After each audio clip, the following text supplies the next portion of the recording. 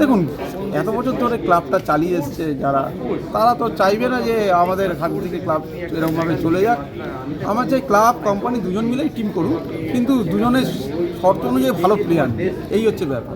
ওই জন্য বলছি যে দুজন মিলে যদি মিলেমিশে টিমটা করে হয়তো আরও বেটার হবে, ক্লিক করছে, ওইটাই হচ্ছে ব্যাপার। দীপঙ্করদা, আরেকটা বিষয়, বর্তমানে ইস্টবেঙ্গল দলে যে বিদেশিরা খেলছেন, পরবর্তী মরশুমে এই জায়গা থেকে পরিবর্তন কাদের দেখতে চাও?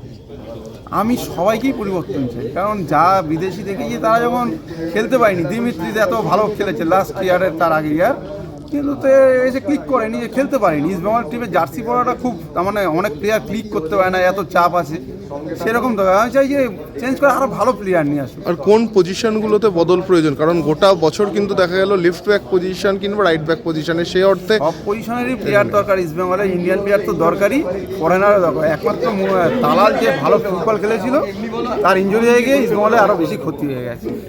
থালালের ফিট হতে তো নভেম্বর, ওকে কি রাখা উচিত? তারপরে দেখো ফ্রেশ চিন্তা হয়ে ও কতটা ফিট হয়ে খেলতে পারবে সেটা বলতে পারছি না, সেটা তো তার উপরে নির্ভর করছে কি কতটা ফিট হয়ে খেলতে। জাত হিসেবে থালালের অনেক বড় প্লেয়ার, ভালো প্লেয়ার।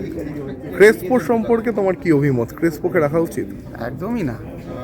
আমি অনেক দেখেছি ও এখন অনেক স্লো হয়ে গেছে ফুটবলে, এখন মনে হচ্ছে আমরাও খেললে ওরকম খেলবো, স্লো ফুটবল। তার মানে দিমিত্রি ক্রেসপো বাদের খাতায় একদম। আনোয়ার আলী পুরো, কিন্তু দিমিত্রির সাথে চুক্তি আছে, ওকে সম্মানজনক সত্ত্বে যদি বাদ দিতে হয় তবুও 3.5 কোটি 4 কোটি লাগবে। সেটা হচ্ছে ক্লাব স্পন্সরশিপ, ওদের ব্যাপার, এগুলো তো আমরা বলতে পারি না, সে তারা ঠিক করবে কি করবে না করবে। আনোয়ার আলীকে নিয়ে কি বলবেন? আনোয়ার আলীকে নিয়ে বলবো, দেখো আনোয়ার আলী হয়তো এবছর হয়তো খেলতে পারিনি, কিন্তু ওকে টাইম দেওয়া উচিত। ও ভালো প্লেয়ার, ওকে ইন্ডিয়ার হয়ে ভালো খেলেছে, লাস্ট ইয়ার মোহনবাগানের ভালো খেলেছে। ও আশা করি হয়তো একটু ডিস্টার্ব আছে, ওই জন্য হয়তো খেলতে পারছে না একটু, ঠিক আছে, ও হয়ে যাবে আস্তে আস্তে টাইম দিলে।